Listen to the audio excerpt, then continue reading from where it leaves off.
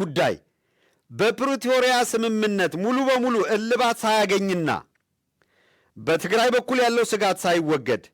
የኤርትራ ሉዓላዊነት የሚነካ በሚመስል መልኩ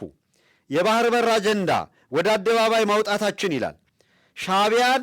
የሚያህል ታሪካዊና ልምድ ያለውን ጠላት በድጋሚ በላያችን ላይ እንዲቀሰቀስ አድርገዋል ይላል። ሻዕቢያዎች እየሰማችሁ ነው? ኤርትራውያን እየሰማችሁ ነው? ቡቺ እንደሚለው አይደለም። ጌቶቹ በብርድ ሊሞቱ ነው። ዳይፐራቸውን እየገዙ ነው። አይነግሯቸውም። እነዚህ ለተላላኪ ካድሬዎቻቸው በሞራል ሲያላዝኑ ይውላሉ። ለከፈሏቸው የሚጮሁ ናቸው። ሐቀኛዋ ግምገማ ግን እያንዳንዷ ነጥብ ላይ ያነሳናትን ግን በዚህ መንገድ ተመልከቱት። ሻዕቢያ አሁን ላይ የኢትዮጵያን የውስጥ ክፍተቶች በረቀቀ መንገድ እየተጠቀመ ይገኛል ይላል።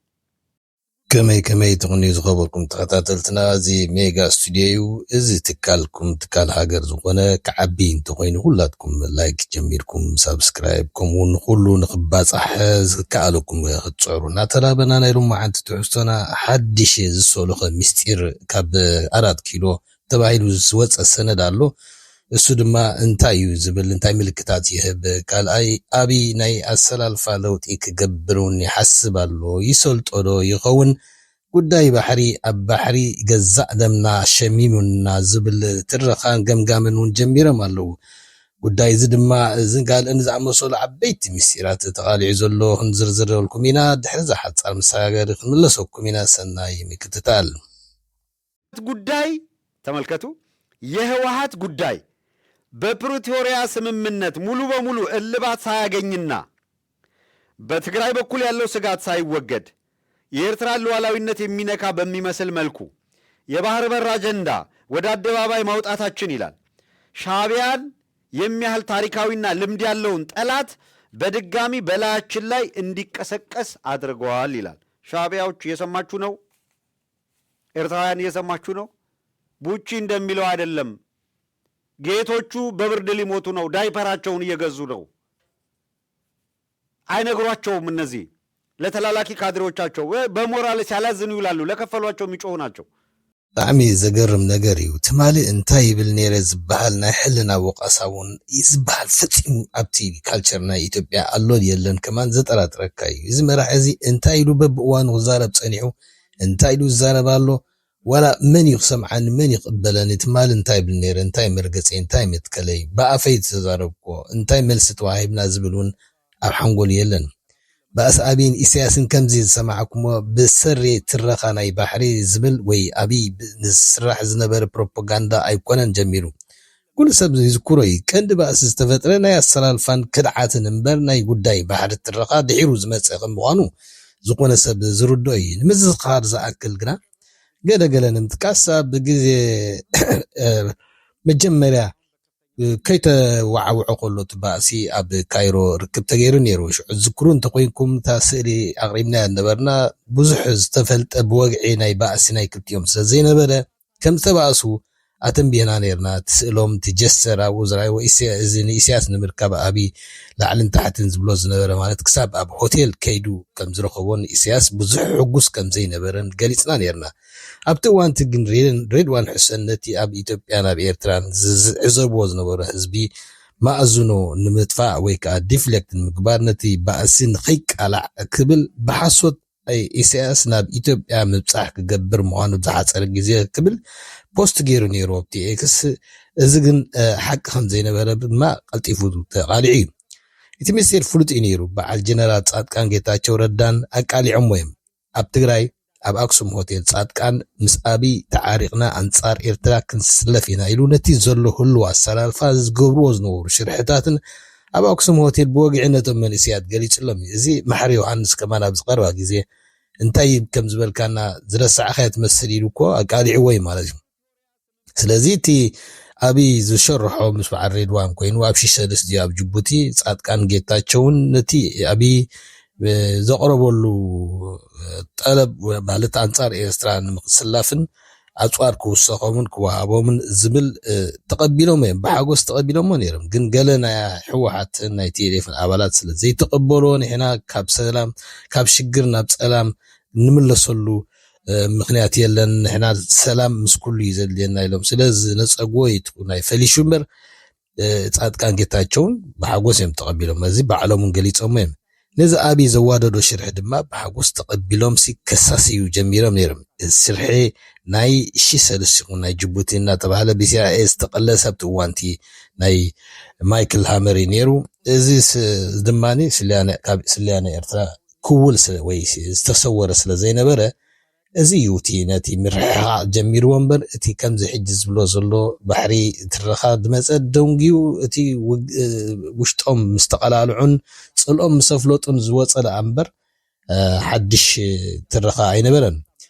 ኣብዚ ሓድሽ ምስጢራዊ ገምጋም ናይ ኣብይ ግና ገለ ካብቲ ብልጽግና ዓበይቲ ጌጋታት ፈጺምና ኢሉ ዝገምገሞ ወይ ዝተናሳሓሉ ሓደ ስምዕ ፕሪቶሪያ መስርሑ ከይወደን ኣብ መዕረቡ ከይብጻሕናን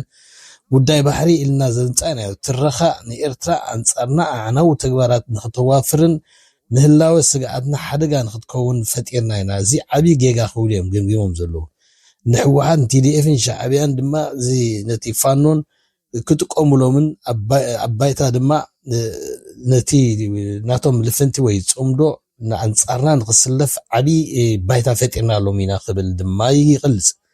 እንታይ ማለት እዩ ኣብዘይ ግዚኡ ኢና ባሕሪ ኢልና ኣልዒልና ንዝብሃል ግና እዚኣ ብዙሓት ዋላ ኣብዚ ዲያስፖራ ዘሎ ኤሊታት እውን ይጥቀሙሎም ኣብዘይ ግዚኡ ኣብዘይ እዋኑ ይብልዋ ማእስ ስለዚስ ኣብቲ ሓንጎሎም ብስትራቴጂክ ማእስ ባሕሪ ናይ ምግባት ሓሳብ ከም ዘሎም ኣሎ ማለት እዩ ኣይ ሕጋውን ይኮነን ዝብሉ እዚኣቶም ኣብዘይ ግዚኡ እዮም ዝብሉ እንታይ ማለት እዩ ኣብዘይ ግዚኡ ኢልካ ተሓቲት ካብዚኣ ተፈላለየ ግምታት ክወሃቡ ኽእል እዚኣ ብዙሓት ኤሊታት ኢትዮጵያውን ስለ ዝደጋግሞ ንግዚኡ ኣጽቂጥና ጸኒሕና ምስ ደልደልና ምስ ተዋሃድና ዩናይትድ ዝኾነ ሚሊታሪ ይኹን ህዝቢ ፎካስ ምስ ተረኽበ እዩ ክሕተት ዘሎ ኢሎም እዮም ዝዛረቡ ዘሎ ማለት እዩ እዚ ድማኒ ኤርትራ ብስትራቴጂካዊ ምድላው ክትገብረሉን ብጣዕሚ ክትጥንቀቐሉን ዝድርኽ እዩ ካልኣይ ነጥቢ እዛ ንሓጻር ማለት አንጻር ኤርትራ ንልዕሊ 2 ዓመት ዝጸንሐት ወፍሪ ናይ ባሕሪ ቀንዲ ካብ ኣብይን ናብ ናይ ኣብይ ዓንኬላቲና ክትዋፈር ዘጸኒሓ እዚኣ ድማ ባዕሉ ብኣፉ ኣብቲ ካቢኔት ክዛረብ ከም ዝጸንሐን ክሳዕ ክሓፈረ ድማኒ ብተደጋጋሚ ዋላ ሕጂ ተዘይኮይኑ ደቅና ክገብሮም ኢሉ ዝጀመረ ንሱ እዩ ኣብዚ ናይ ሕጂ ምስጢራዊ ገምጋም ግና ንኹሉ እቲ ባዕሉ ዝፈጠሮ ትረኻ ናይ ባሕሪ ዝብል ኣጀንዳ እቶም ጀነራላት ወተሃደራት ብዘይንውር ኣገባብ ስግኣት ንኤርትራ ብዝፈጠር ስለ ዝተጠቐምሉ ኣብ ሽግር ይእቲና ኢሉ እዚ ማለት ብሌም ጌም ማለት እዩ ኩሉ ኣነ ኮንኩን ገይረ ኢሉ ከምዚ ንሪኦ ዘለና በዓል ትራምፕ እቲ ምክልኻል እዩ ኣብዚ ናይ ኢራን ውግእ ጎቲቲ እቲና እምበር ኣነ ሓሰብኮ ነይረ ኣነ ባዕሊ ጀመርኮ ኣይኮነን ኢሎም ክሳላበጡ ጀሚሮም ዘሎ እዚውን ነቶም ጀነራላት ክሳላበጥ ጀሚር ማለት መበገስ ግን ባዕሉ ኣብይ ካብ ኣፉ ኣብ ካቢነ ኣብ ቤት ምኽሪ ሚኒስትራት ባዕሉ ዝተዛረቦን ደጋጊሙ ከዓ ዝተዛረቦን ዲጂታል ዝተሰኒዱ ዘሎ ነገር እዩ ሳልሳይ ነጥቢ ድማ ብጣዕሚ ተገርም እያ እቲ ምስ ሕሜቲ ደጋሎ ፀንሐና ርክብ ይሰዓር ስለ ዘሎ ሱዳን ብምስምስ ብሉ ናይል ኣሳቢባ ብምዕራብ ኢትዮጵያ ውግእ ክትከፍተልና ስለ ትኽእል ምጅነራል አልቡርሃን ቀልጢፍና ተዓሪቕና ንሰርሓሉ ኩነታትን እቲ ደድሕነትና ዝቕየረሉ ኩነታት ክንፈጥር ኣለና እዚ እንድሕደይ ጌርና ብጣዕሚ ከቢድ ሓደጋ ክመፀናይ በዝን ውግእ ተዋጢና ኦቨር ስትሬች ኮይና ድማ እቲ ስልጣንና እውን ኣብ ሓደጋ ከኣቱ ዝብል እዩ እዚ እውን ብዘይ ፍቃድ ናይ ኢማራት እንታይ ሓድሽ ስለ ዝተፈጥረ እዩ ነዚ ኣሰላልፋ ክቕይር ዝብለሎ ምን ይኸፍቅደሉ ኢልካ እንድሕር ሓቲትካ ካብ ቀደም እውን ኢማራት ነዚ ኣጀንዳ ናይ ባሕርን ናይቲ ናይ ሕሜት ደጋሎን ከም ዝኣቱ ጌራቶ እዚ ከዓ ገንዘብን ረብሓን በሊዑሉ እዩ እዚ ሕጂ ክቕይሮ ብናቱ ፍቃድ ኣይኮነን እሱ ርእሱ ፖሊሲ ባዕሉ ዝሕንጾም ባዕሉ ዝተግብሮን ንኽመስል ይዛረቡ እምበር ካብ ቀደም እዚ ኣጀንዳ እዚ ናይ ኢማራት ከም ዝነበረ ኩሉ ሰብ ዝፈልጦ እዩ እንታይ ኣሎ ሓድሽ ናይ ኣሰላልፋ ዝተቐየረ ሕጂ ንዲ ሕሜት ደጋሎ ገዲፍና ንኣልቡርሃን ዝብል ደሎ ምናልባት እታ ተኸድሞ ወይ እታ ትልእኾ ያ ክትቀይር ተሓስብ ዘላ ኢልካ እዩ ዝሕተት ራብዓይቲ ነጥቢ ኣብይ ስልጣኑ ኣብ ከቢድ ሓደጋ ወዲቑ ከም ዘሎን ሻዕብያን ፋኖን ኩሎም ፀላእትና የዕጢቑ ብሰንኪ እዚ ባሕሪ ዘምፃና ኢሉ ኣብ ላዕሊ ዝጠቐስናዮ ንኩሉ ስግኣት ኣብ ሓደጋ ኢና ዘለና ከጥቁዕ ይኮነንሲ ወላ ንኽከላኸሉ እውን ኣብ ሓደጋ ከም ዘለዉ እዚ ድማ እቲ ናይ ፋኖ ሓይሊ ኣብዚ እዋን እዚ ተምተራ ናይ ጉሪላ ደይኮነ ንኩሉ ትካላት መንግስቲ ማሕበራት መስመራትን እናተቋፀረ ንዓና ንስልጣንና ከመን ንህላዌና ኣብ ሓበይ ሓደጋ እቲና ኣሎ ዝብል እዩ እዚ ድማ ሓቂዩ ኩሉ ንሪኦ ኣለና ኣብዚ ናይ ከባቢ ወሎ ማለት ኣብ ከባቢ ናይ